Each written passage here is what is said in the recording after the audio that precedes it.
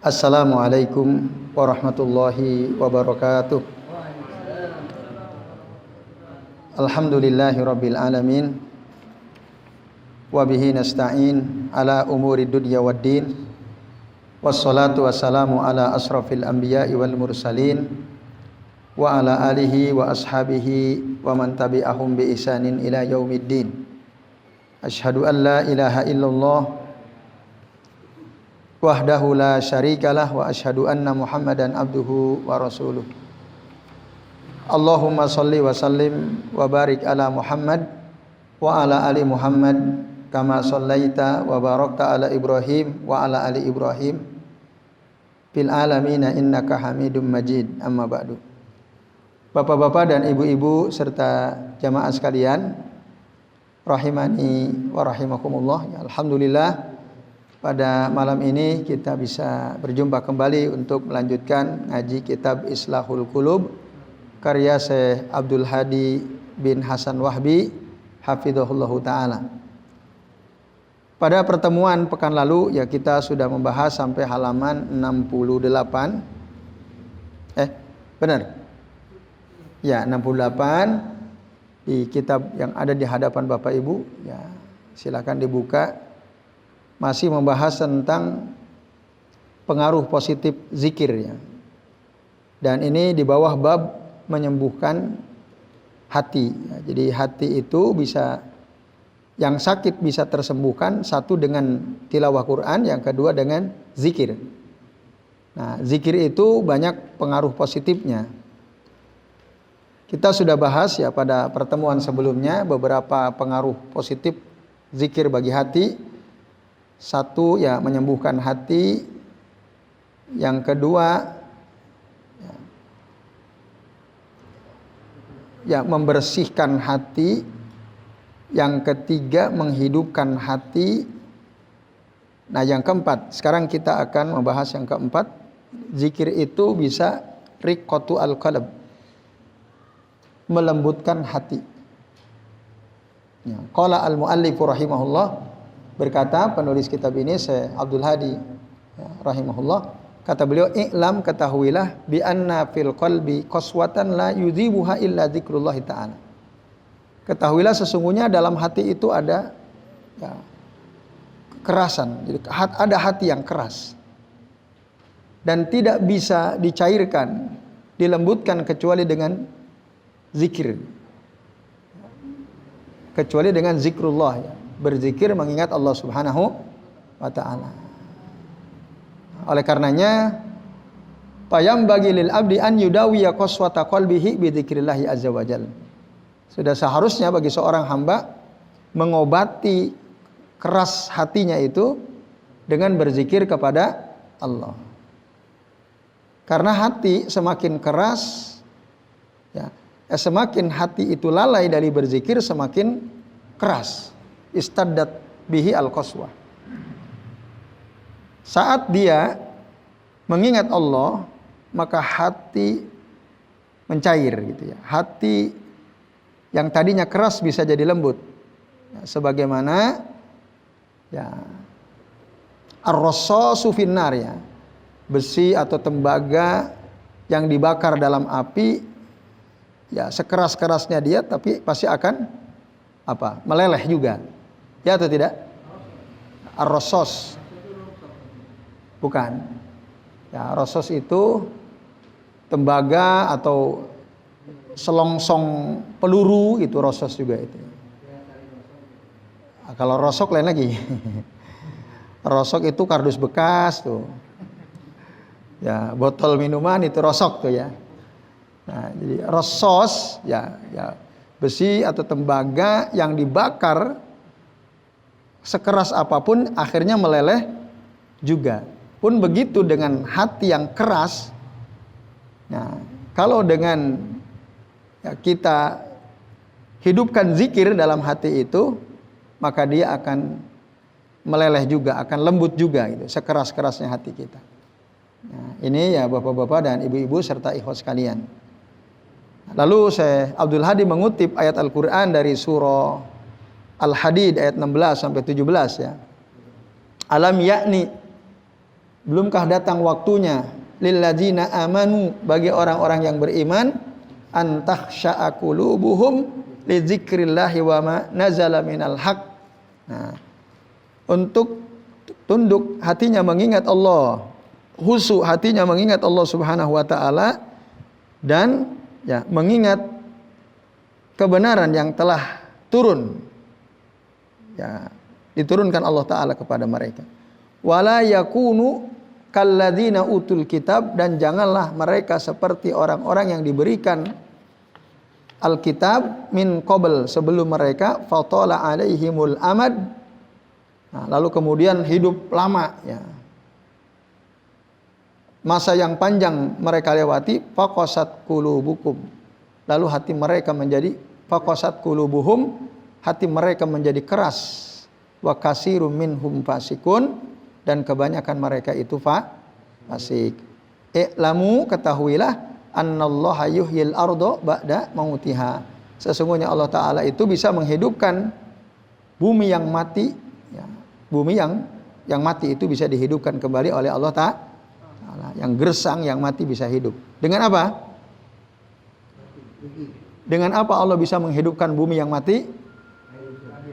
Bil mator, ya, bil kitar, dengan hujan, air hujan. Nah, kata Syekh Abdul Hadi dalam ayat di atas, ya, isyaratun ila anna man qadira ala ihya'il ardi ba'da mautiha biwabilil qatar fa huwa qadirun ala ihya'il qulubil mayyitatil qasiyati bidzikr. Bahwasanya zat yang mampu menghidupkan bumi setelah bumi itu mati, ya, dengan cara apa? Menurunkan hujan, maka dia pun pasti mampu menghidupkan hati yang mati, yang keras, dengan zikir, gitu. Jadi pasti Allah akan hidupkan tuh hati yang mati, yang keras, itu bisa hidup kembali dengan berzikir kepadanya. Asa man ahyal ardal mayyitata bil qatar an yuhyal qulubal mayyitata bidzikr. Nah, mudah-mudahan Allah, zat yang bisa menghidupkan bumi yang mati dengan hujan, juga menghidupkan hati-hati yang mati dengan zikir. Nah, ini doa, ya. Jadi bapak-bapak, ibu-ibu serta ikhwas sekalian, ya, cara tadi untuk menghidupkan hati kita ini banyak-banyaklah berzikir, banyak berzikir. Gampang, ya, zikir itu ya kalimah-kalimah thayyibah. Nah, maka berusahalah untuk selalu membasahi lisan kita dengan zikir agar hati kita yang keras menjadi lembut. Kemudian di antara kelebihan lain daripada berzikir itu adalah zikir bisa menyadarkan hati. Tanbihul qalb. Zikir, kata saya Abdul Hadi, bisa menyadarkan hati dari tidurnya, membangunkan hati dari rasa kantuknya. Hati itu idza kana naiman, kalau dia tidur, patathul arbahu wal matajir, maka ya dia akan melewatkan keuntungan, ya, banyak keuntungan dari perdagangan.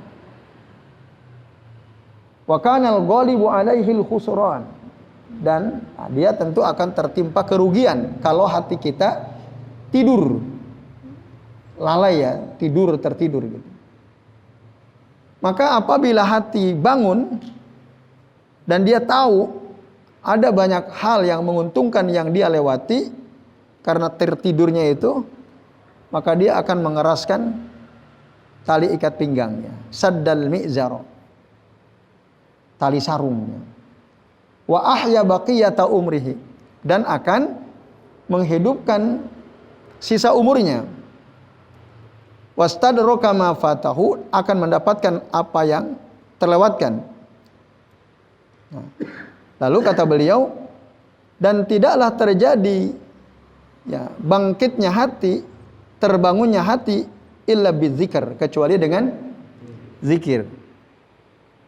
Karena lalainya hati itu merupakan naumun sakil, tidur yang nyenyak, ya, tidur yang dalam gitu. Jadi kalau hati tertidur itu banyak keutamaan amal yang terlewatkan. Nah, ini Bapak Ibu dan jamaah sekalian, a'azani Allah wa iyyakum ajmain. Hati yang tidur, yang lalai itu, ya contoh gampangnya, dia tidak akan merasa rugi kalau dia ketinggalan sholat jamaah. Dia tidak akan merasa rugi kalau banyak melewatkan zikir ba'da sholat fardu, gitu. Dia tidak akan merasa rugi kalau detik demi detik yang dilewati tidak ada nilainya. Jadi berjalan sia-sia. Tidak akan merasa rugi kalau hatinya lalai. Tapi kalau hatinya sadar, pasti dia akan ngerasa rugi. Ya Rob, kok saya nggak sholat jamaah? Kok saya habis sholat nggak zikir? Nah, kok saya tadi habis sholat nggak bisa baca Al-Quran? Dia akan rugi kalau hatinya sadar. Tapi kalau hatinya nggak sadar, ya nggak ada perasaan rugi, nggak ada. Nah, maka beruntunglah bagi kita yang merasa rugi ya, jika waktu yang dia lewati tanpa diisi dengan amal soleh ya, atau amal ketaatan kepada Allah Subhanahu wa Ta'ala.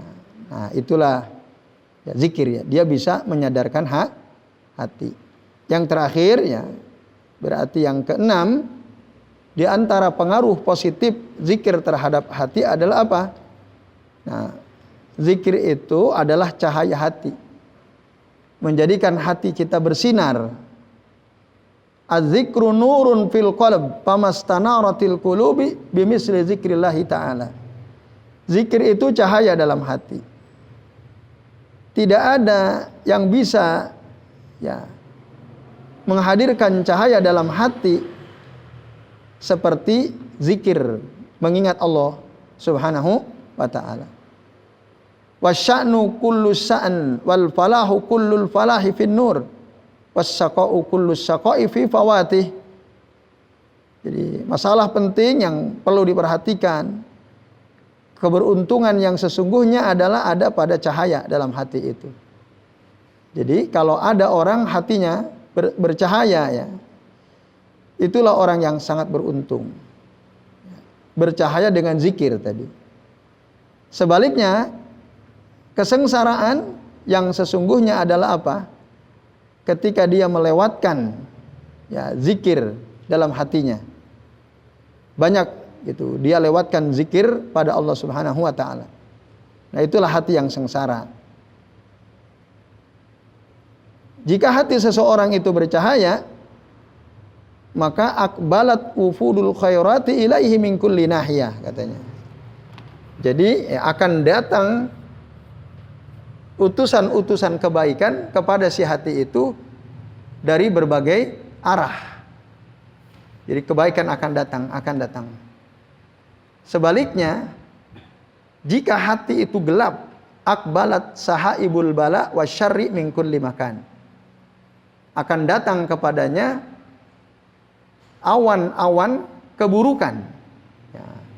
Awan-awan keburukan yang membawa bencana dari setiap tempat datang ke si hati itu. Kalau hatinya gelap ya, tidak ada cahaya dalam hatinya. Nah, zikir itu ya salah satu amalan yang bisa membuat hati kita bersinar, bercahaya. Dengan begitu ya kita akan beruntung. Nah, ini Bapak Ibu dan jamaah sekalian, a'azani Allah wa iyyakum ajmain. Menurut keterangan dari Syekh Abdul Hadi bin Hasan Wahbi hafizahullahu taala.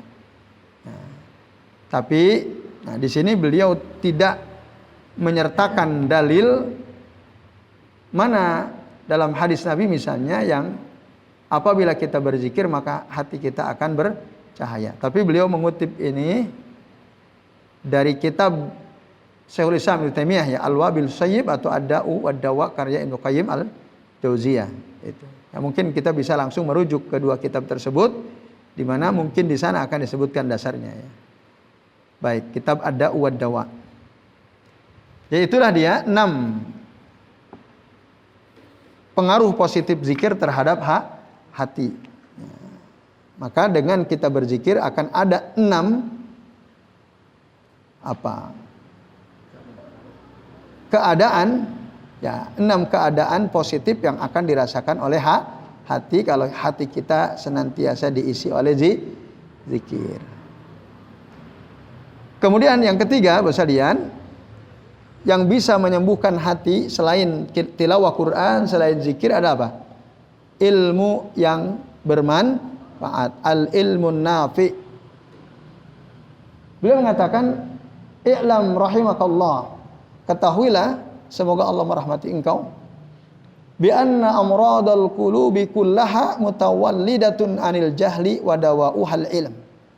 Sesungguhnya penyakit-penyakit hati semuanya lahir muncul karena kejahilan, kebodohan, dan obatnya adalah ilmu. Sebagaimana diterangkan oleh Nabi dalam hadis sahibi sujjatil ladzi abtauhu bil ghusl famata, ya. Sebagaimana diisyaratkan dalam hadis Nabi tentang ada orang yang terkena luka dalam peperangan, lalu kemudian dia bertanya kepada orang yang tak berilmu. Akhirnya orang yang tak berilmu itu memberikan fatwa, meskipun engkau luka, maka engkau ketika engkau junub, ini hadis tentang junubnya orang yang luka, ya, engkau harus mandi.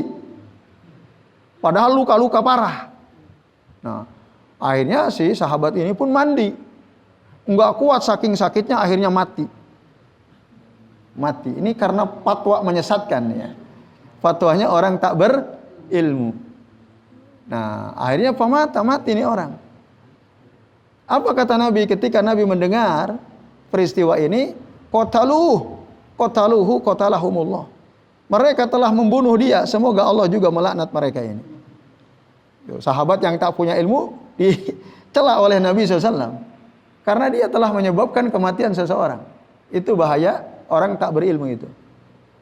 Ya. Orang tak berilmu bisa merusak negara itu. Ya. Jadi bahaya sekali, ya. Orang tak berilmu itu sangat berbahaya, ya. Kalau dijadikan pemimpin dalam konteks negara gitu, ya, bisa menghancurkan negara. Nah, kalau dalam fatwa person, maka dia bisa menjerumuskan seseorang kepada kebinasaan. Maka kata Rasul, qatalahumullah. Ala sa'alu illam ya'lamu. Kenapa mereka tidak bertanya kalau mereka tidak tahu? Fa inna masyifa'ul as-su'al. Sesungguhnya, ya, penyembuh kebodohan itu adalah bertanya. Nah, jadi, ya, faja'ala al-iyya wa huwa iyul qalbi anil ilm wal lisani anil nutqi bihi maradha. Jadi Rasul, ya, dalam hadis ini menjelaskan bahwa penyakit hati itu, ya, sakit ketika dia jauh dari ilmu dan lisannya juga jauh dari ilmu, maka itu dianggap sakit. Wasyifa'uhu su'alul ulama. Dan untuk menyembuhkan hati sakit itu adalah bertanya pada para ulama. Nah, ini Bapak sekalian. Penyakit hati itu, ini kata saya Abdul Hadi, ya, bin Hasan Wahbi, as'abu min amradil abdan. Penyakit hati itu lebih susah daripada penyakit badan. Karena apa? Ya, li'anna ghayata maradil badan an yubdiya bi sahibihi ilal maut. Karena akhir, ya, batas akhir jika badan sakit paling-paling menyebabkan si orang yang sakit itu mati, kan? Batas maksimal sakit fisik itu kan mati, betul atau tidak? Orang saking sakitnya ya paling-paling mati. Udah mati selesai. Sementara kalau yang sakit itu hati, itu bisa menyebabkan, ya, orang tersebut, ya, terseret pada kesengsaraan abadi, ilas saqail abadi, wala syifa'a li hadzal maradi illa bil ilm. Dan tidak ada yang bisa menyembuhkan penyakit hati ini kecuali ilmu. Ya. Lalu kata Syekh Abdul Hadi, "Fakama annahu la hayata lil ardi illa bil matar." Sebagaimana tidak ada kehidupan bagi bumi kecuali dengan hujan, fakadzalika la hayatal qalbi illa bil ilm. Begitu juga tidak ada kehidupan bagi hati kecuali dengan ilmu. Jadi kalau hati ingin hidup, maka berilmulah, tuntutlah ilmu supaya hati kita ini hidup. Oleh karena ini ya, bumi butuh hujan ya, di sebagian waktu. Tapi kalau hujan terus, kacau nggak? Kacau juga ya. Memang untuk menghidupkan bumi butuh hujan. Tapi kalau hujan terus, banjir. Ngerusak atau tidak? Ngerusak juga. Tapi beda sama ilmu. Nah ini bedanya ilmu sama hujan. Fa idza tataba'a 'alaiha ihtajat ila inqita'ihi. Ya. Kalau terus-menerus hujan, maka ya bumi butuh supaya hujan berhenti. Makanya Rasul juga pernah dalam doanya memohon kepada Allah Ta'ala supaya menghentikan hujan. Kan ada banyak sahabat kerepotan gitu hujan terus. Kayak kita ini sekarang butuh hujan tidak? Nanti kalau Allah turunkan hujan tak berhenti sebulan terus hujan, repot nggak? Repot juga.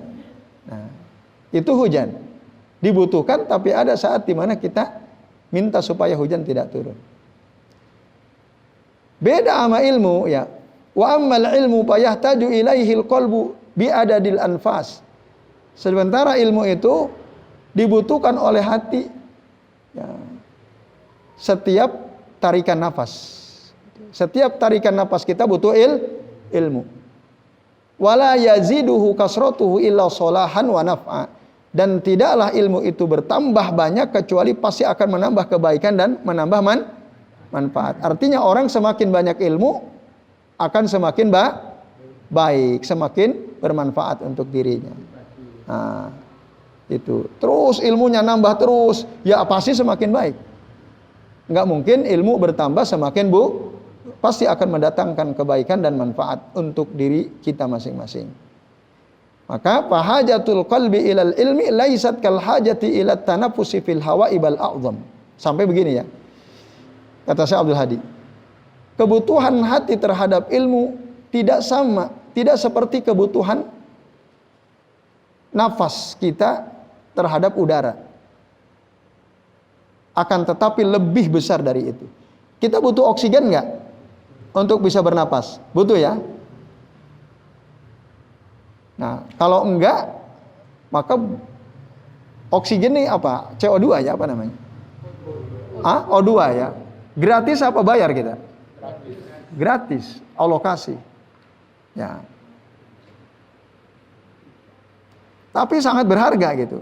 Ketika kita nggak bisa menghirup O2, saturasi kita turun, maka kita harus pakai tabung oksigen. Ya kan? Yang harganya mahal. Ya. Satu tabung oksigen besar berapa harganya? Berapa? 400-an. Sehari cukup nggak itu? Untuk berapa hari itu satu tabung oksigen? Ada yang pernah? Di opnam pakai oksigen. Katakanlah 2 hari lah ya. 400. Berarti 6 hari butuh berapa uang yang kita keluarkan? Kali 3 ya, 1.200.000 lah kira-kira. Belum ongkos yang angkat ya. Belum transportnya ya. Nah banyak. Itu sangat berharga gitu O2 itu. Tapi kebutuhan kita untuk bernapas kepada unsur O2 tadi itu ya tidak ada apa-apanya jika dibandingkan kebutuhan kita terhadap ilmu. Kebutuhan kita kepada ilmu itu lebih dahsyat lagi gitu. Bal a'zam. Gitu.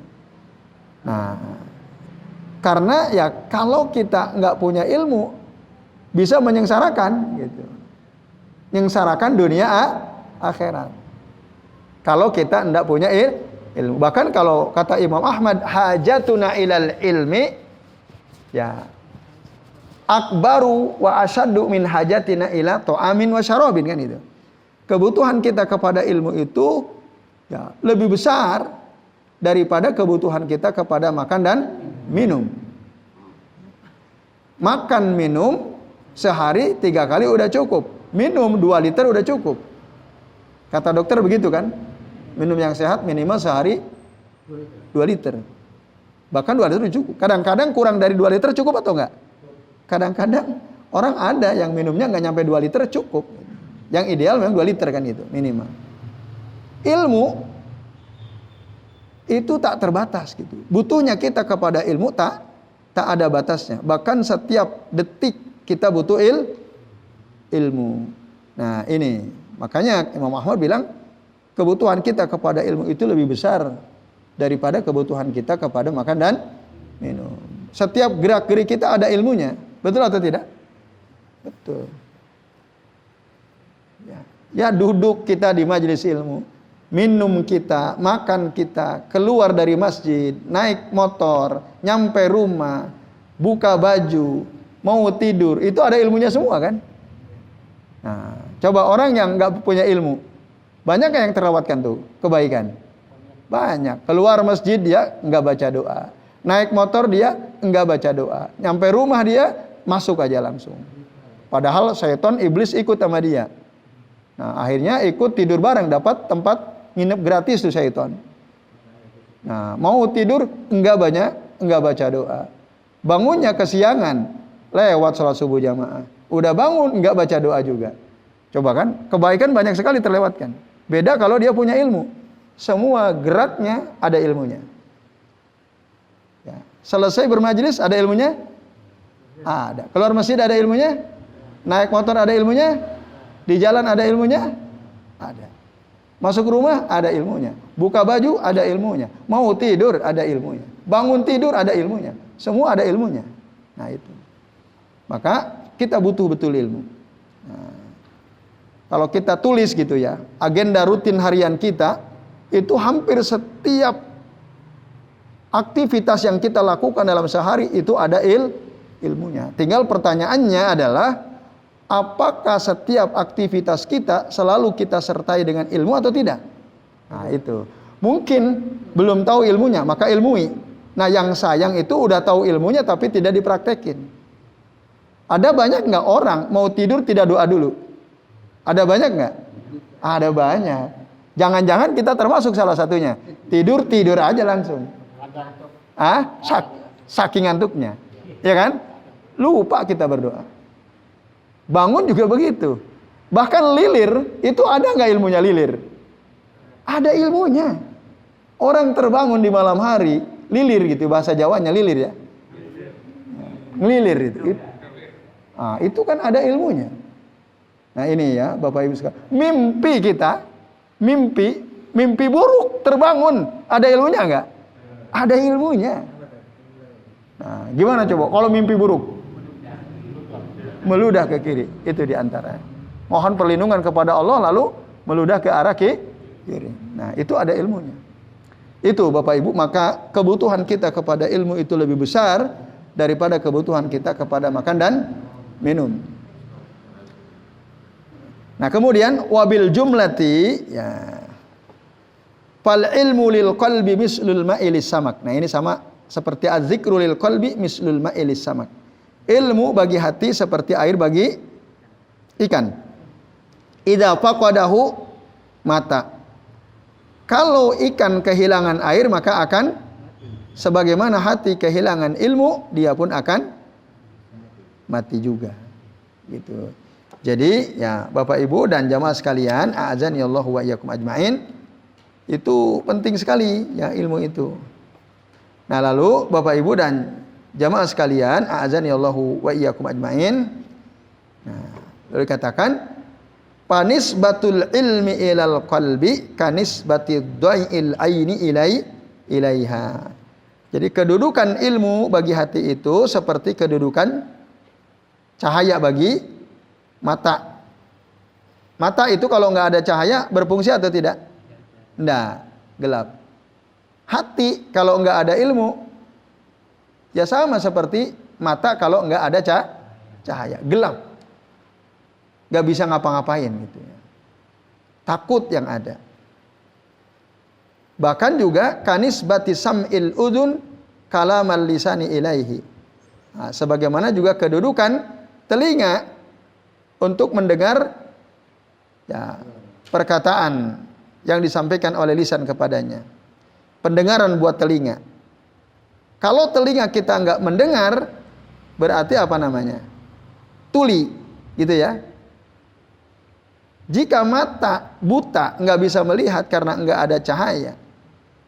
Jika telinga tuli tidak bisa mendengar suara, maka begitu juga lisan kalau nggak bisa bicara maka dia bisu. Wal lisanil akhrasi. Nah, Bapak Ibu dan sekalian, itulah dia kedudukan ilmu buat hati. Bagikan cahaya bagi mata, bagikan pendengaran bagi telinga, bagikan suara bagi lisan. Ya. Walaysa hadza likulli ilmin bal lil ilmil mawrus anir rasuli sallallahu alaihi wasallam wa huwal ilmun nafi. Nah, jadi yang dimaksud dengan ilmu di sini bukan seluruh ilmu. Ilmu itu kan macam-macam.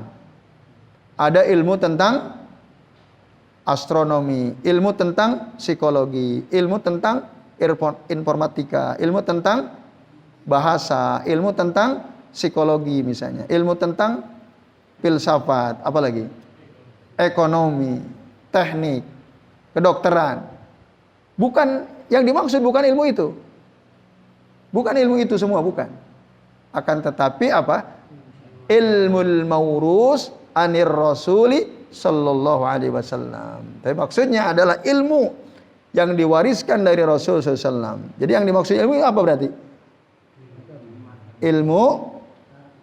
Ilmu syariat, ilmu syara berdasarkan Al-Qur'an dan hadis-hadis Nabi sallallahu alaihi wasallam. Wa huwal ilmun nafi'. Nah, itulah yang dianggap sebagai ilmu yang bermanfaat. Jadi dari tadi kita membahas ilmu, itu maksudnya ilmu itu, ilmu syara.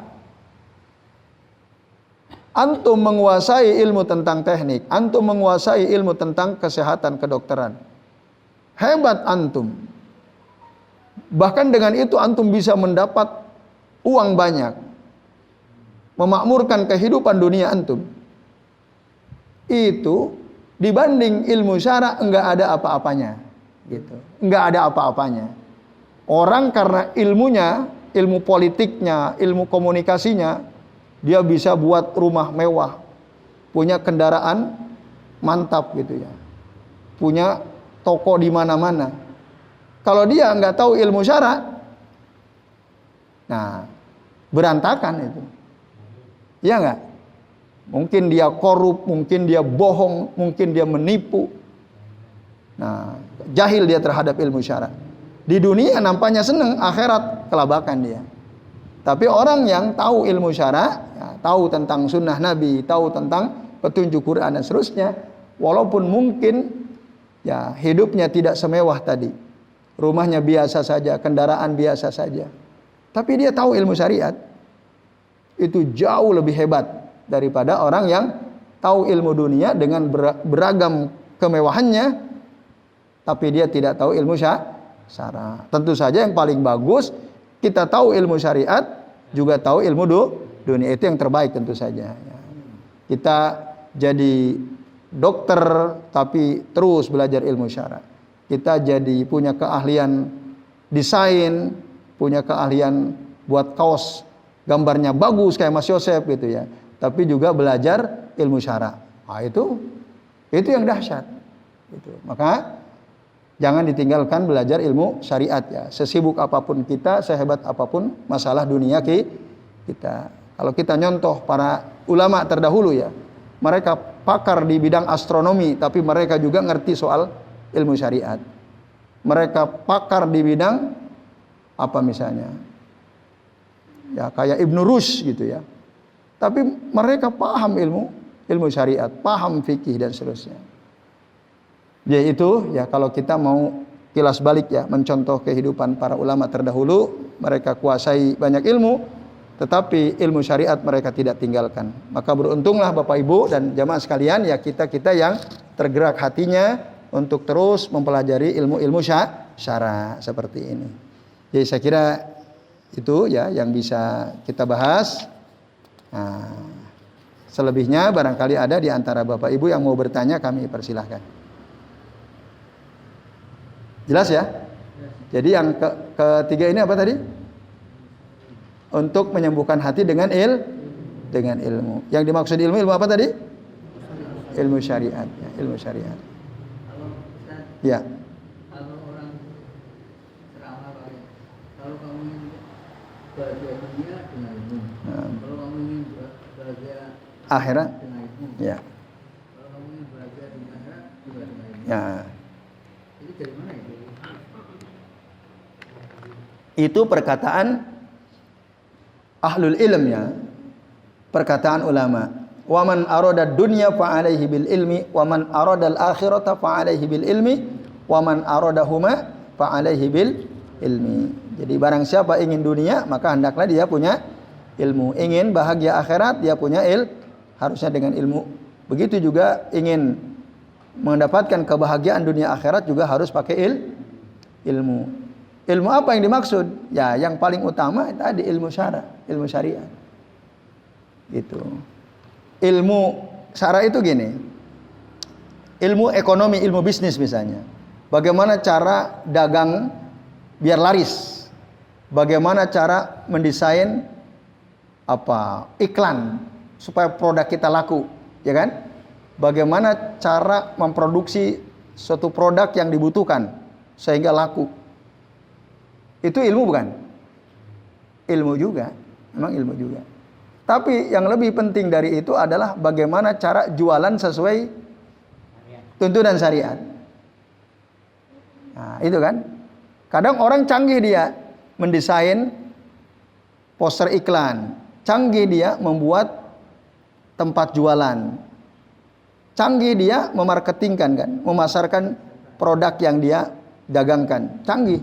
Tapi dia nggak punya ilmu tentang jualan yang sesuai syariat misalnya. Contoh gimana? Contoh gampang lah begini. Dia jualan, tokonya bagus. Laku juga, warungnya laku. Masakannya enak. Tapi dia langgar syariat. Apa misalnya? Yang paling gampang, di tokonya itu setiap ada pelanggan masuk makan di situ dengerin musik full musik. Nah, iya kan? Menurut dia mungkin inilah yang salah satu faktor yang mendatangkan para pelanggan datang ke tempat saya kan gitu. Makanya dia terus full musik tuh. Warungnya itu, restonya. Emang enak gitu. Nah tapi dia nggak tahu bahwa ketika dia nyetel musik itu sebenarnya menghilangkan keberkahan, keuntungan yang dia dapatkan. Kan? Coba bayangkan. Rugi banget gitu. Nah itu. Tapi dia mungkin ngerasa seneng laku, tapi kok uangnya habis terus gitu. Uangnya kayaknya nggak pernah ada manfaatnya. Ya dia nggak sadar karena misalnya musik itu di dalam syariat itu haram. Dia justru bersandar pada musik misalnya. Nah itu. Banyak kan toko-toko gitu. Yang lebih parah lagi udah ada musik, pramusajinya seksi-seksi kan begitu. Yang datang banyak. Yang datang mungkin anak muda. Selain jajan dihibur matanya kan gitu. Dihibur telinganya. Dia ngerasa owner toko itu, wah ini laku dahsyat itu. Tapi ternyata nggak berkah rezekinya. Kan dia nggak sadar itu. Karena apa? Buta terhadap ilmu syariat. Dia canggih ilmu dunia, tapi ilmu syariat nol gitu ya. Orang yang seperti itu. Nah itu. Yaitu. Allahu a'lam bishawab. Ada yang mau bertanya? Survei ada. Ya. Jadi survei yang dilakukan oleh Pusat Timika, Pusat Mengajar, Pusat Geografi itu menyimpulkan bahwa tamatan UIN dengan tamatan UGM yang notabene umum ya, itu agamanya malah lurus-lurus yang UGM. Lurus-lurus yang UGM ya. Kesimpulan itu gimana? Iya gimana kan? Ya tergantung risetnya ya. UGM itu kan? Iya. Kan itu hasil survei kan, hasil riset gitu ya. Lalu mungkin disebutkan contoh-contoh personnya gitu ya, fulan.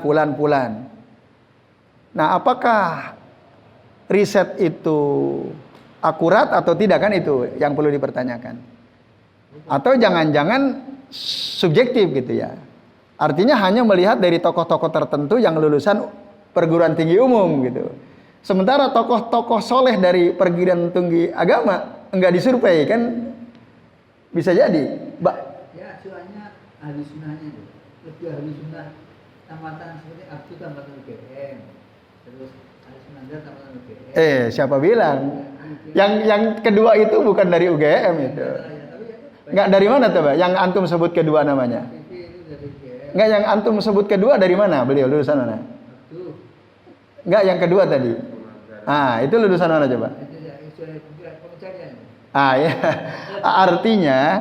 Artinya sebenarnya banyak model-model beliau, tapi mungkin enggak terkenal, enggak terekspos itu.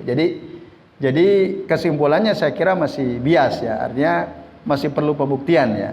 Jadi tidak bisa, kan artinya gini, antum ingin mengatakan orang-orang yang belajar ilmu di perguruan tinggi umum itu lebih lurus, kan itu maksudnya kan? Antum ingin mengatakan itu kan? Akidahnya lebih lurus daripada yang belajar di perguruan tinggi agama. Nah, apakah itu benar? Ya perlu, belum tentu akurat. Jangan-jangan yang ngerusak juga banyak gitu loh. Daya rusaknya lebih banyak. Itu kan itu harus sebanding. Ya semoga nama-nama yang disebutkan oleh beliau nggak terdengar nih ya. Saya nggak menyebutkan nama-nama atau lembaga itu ya. Yaitu. Intinya tadi. Terlalu dini lah untuk menyimpulkan. Iya.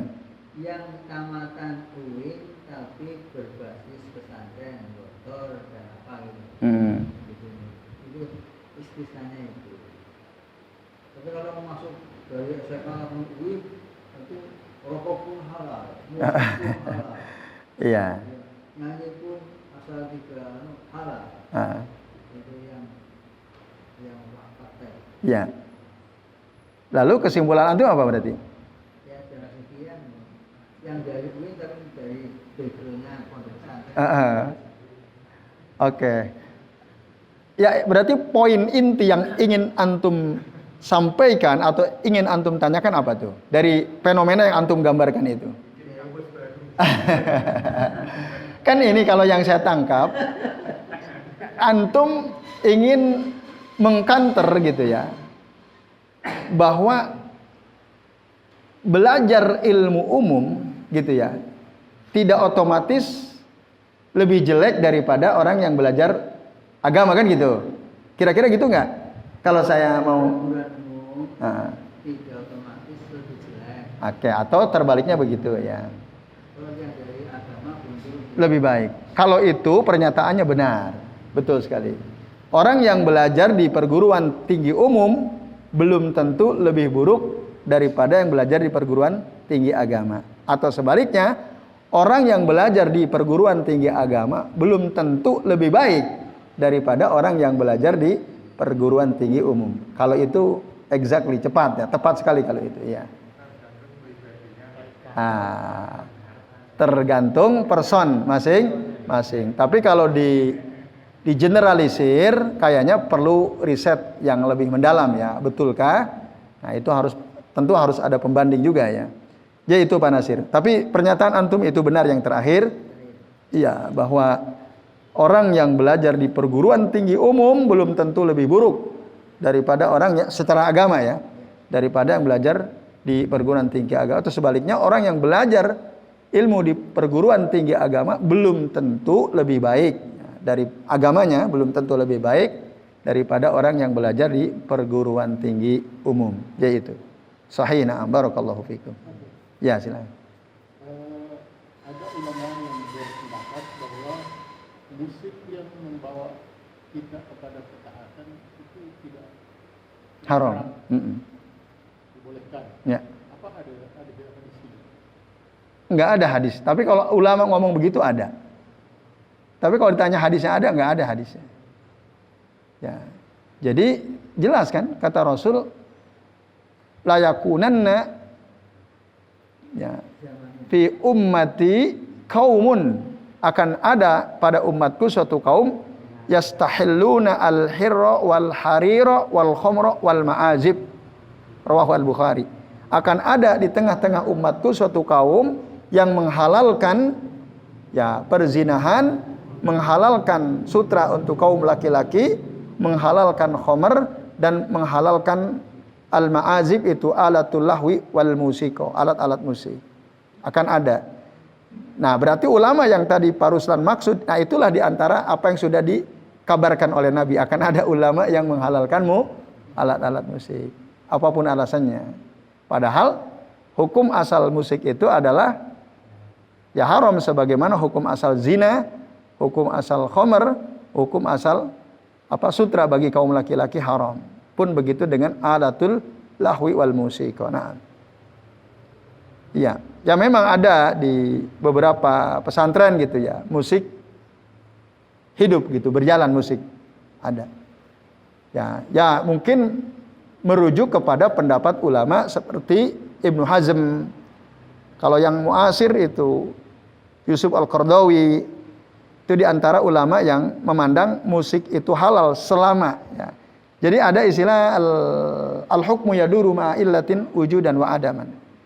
Illah, alasan kenapa musik haram itu karena musik bisa melalaikan kita dari berzikir kepada Allah Subhanahu wa ta'ala. Kalau kita sering dengar musik, ini menurut mereka ya.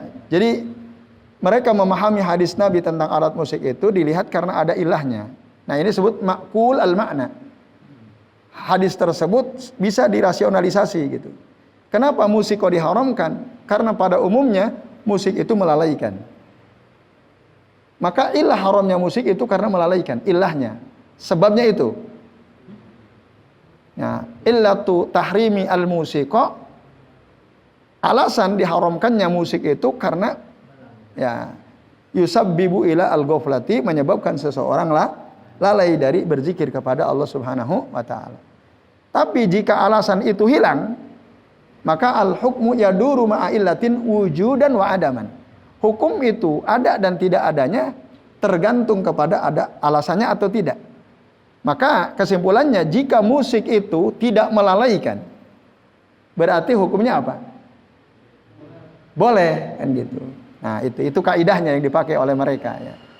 Ya, kalau musik-musik yang tidak melalaikan kita dari mengingat, ini menurut mereka, argumentasi mereka, berarti boleh gitu. Keharamannya jadi hilang. Masalahnya dia tidak menyebabkan orang itu lalai. Nah, pertanyaannya, apa ada musik-musik yang tidak membuat kita lalai? Nah, itu tinggal digali, itu di riset, ada enggak? Nah, perlu diteliti itu. Bahkan kan ada, kalau teorinya barat, musik itu bisa membuat hati, bahkan anak kecil sering dengarkan musik apa namanya? Instrumental katanya. Beethoven dan lain-lain itu katanya membuat cerdas ya. Nah, itu kan perlu riset tandingan, itu kan risetnya orang barat kan. Nah, itu kan bertentangan dengan hadis Nabi. Ada enggak? Nah, yang menarik, ada enggak ilmuwan muslim yang meriset itu? Bahkan ada riset pohon itu kalau diperdengarkan Al-Quran, pernah nggak dengar risetnya itu? Dia tumbuh subur. Pernah ya ada hasil risetnya kan? Nah itu memang perlu pembuktian ya. Tapi tadi yang kami tahu, ada memang ulama-ulama yang membolehkan musik selama musik itu tidak membuat dia lalai dari mengingat Allah Subhanahu wa ta'ala itu. Nah, maka ada pondok-pondok pesantren musik hidup gitu. Maksudnya ada musik gitu. Enggak setiap saat sih, sewaktu-waktu ada musik dan terus. Bahkan ada ekstrakurikuler kursus musik untuk para santrinya yang mau mendalami musik, dia bisa ikut ke situ. Ada. Ya nggak usah saya sebutkan. Yang jelas ada gitu ya. Nah, ya. Nah di angkringan ngobrolnya. Ya itu. Ada itu. Ya. Ini berkaitan dengan yang tadi timbul pertanyaan ya. Ya. Berkaitan dengan mengobati hati ya. Itu itu kalau memang benar ada seorang yang dari background musik itu tapi ternyata bisa menyadarkan orang, Ya. berarti itu kalau benar itu bagaimana itu hatinya itu benar atau mengobati atau Jadi ada orang sadar gara-gara musik itu maksudnya. termasuk Islam misalnya. Nah, Itu berarti gimana? Keras Iya. Itu hatinya. mengobati hati atau gimana? Padahal tadi musik itu berdasarkan hadis dia sesuatu yang haram kan, karena disamakan dengan perzinahan, khomer dan harir tadi ya. Itu gimana faktanya? Ternyata di lapangan ada orang jadi sadar gara-gara mendengar musik, itu kan? Nah, saya nggak tahu, emang ada gitu ya ceritanya ada. Ini katanya atau memang ada fakta? Ayo, ini katanya emang atau ada fakta? Berarti katanya Mak Irama mungkin. Nah, ini kan perlu dibuktikan kan? Jangan-jangan hanya katanya kan gitu.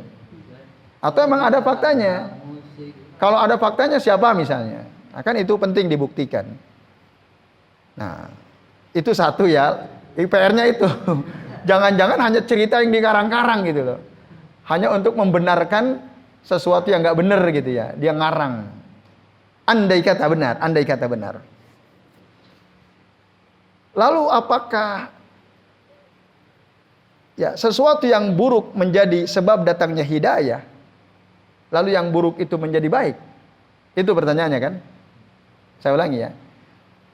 Ada memang sesuatu yang buruk menjadi asbab hidayah, sebab datangnya hidayah. Lalu apakah sesuatu yang buruk itu berubah jadi baik karena dia bisa menjadi sebab datangnya hidayah? Kan tidak. Jawabannya tidak. Belum tentu. Ada orang dia masuk Islam gara-gara mendengar ayat suci Al-Quran yang disetel sebelum sholat Jumat. Itu ada ustadz terkenal cerita. Jadi ada orang dia masuk Islam gara-gara mendengar ayat-ayat Al-Quran yang disetel mungkin lewat HP, lewat murotal itu loh. Mungkin lewat, kalau dulu kan lewat radio ya, kaset. Dan itu disetel menjelang sholat Jumat. Lalu dia masuk Islam. Nah lalu si ustadz ini, kalau dia mengatakan, nah makanya sebelum sholat Jumat itu setel. Itu teori itu, kaidah itu benar atau salah? Salah. Mungkin ada. Bahkan hidayah itu juga bisa muncul dari perkara yang buruk gitu. Ada enggak orang gara-gara melihat pembunuhan sadis dia masuk Islam?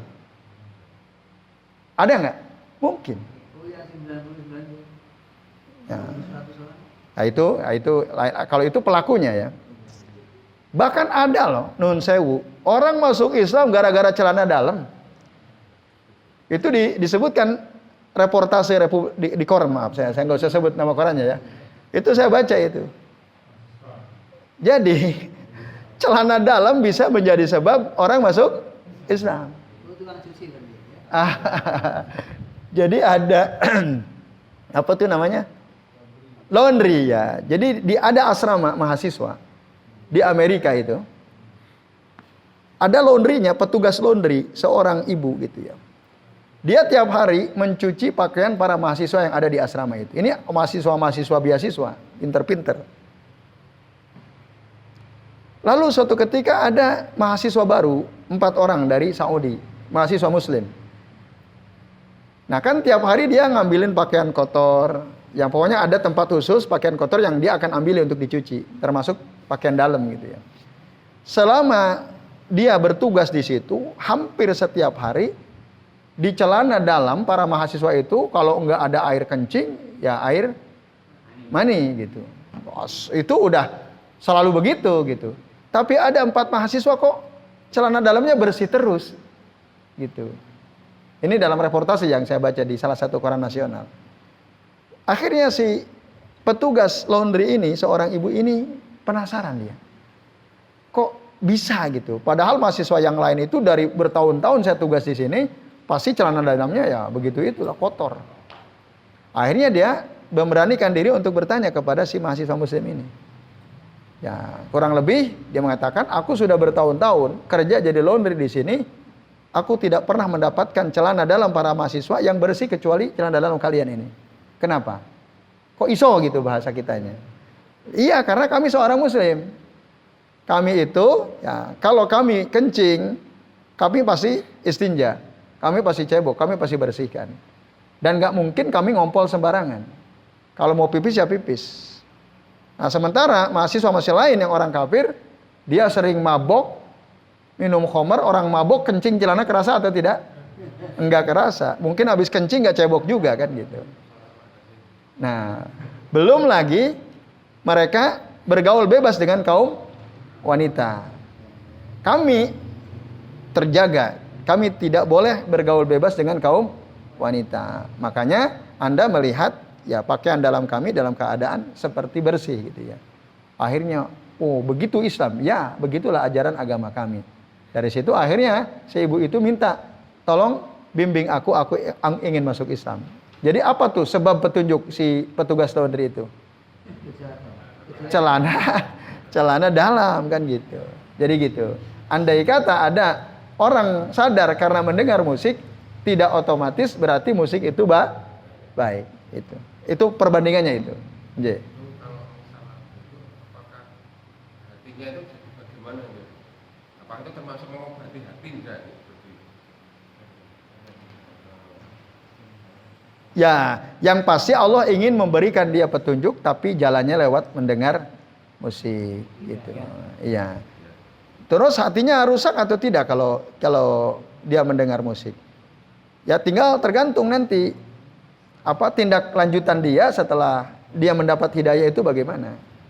Nah, berhenti sampai di situ atau bahkan dia, wah gara-gara musik aku dapat petunjuk, ayo kita hidupkan musik. Nah akhirnya buat grup band gitu ya.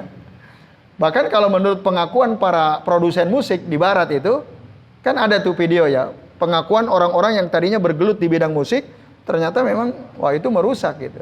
Musik itu merusak. Wallahu a'lam bishawab. Tapi yang jelas tadi, kalau kita kembali kepada sunnah Rasul, kembali kepada hadis Nabi, ya alatul musik walahwi itu adalah sesuatu yang haram sebagaimana haramnya khamar, zina dan apa tadi harir bagi kaum laki-laki. Jadi saya kira ini ya Bapak Ibu dan jamaah sekalian yang bisa kita bahas.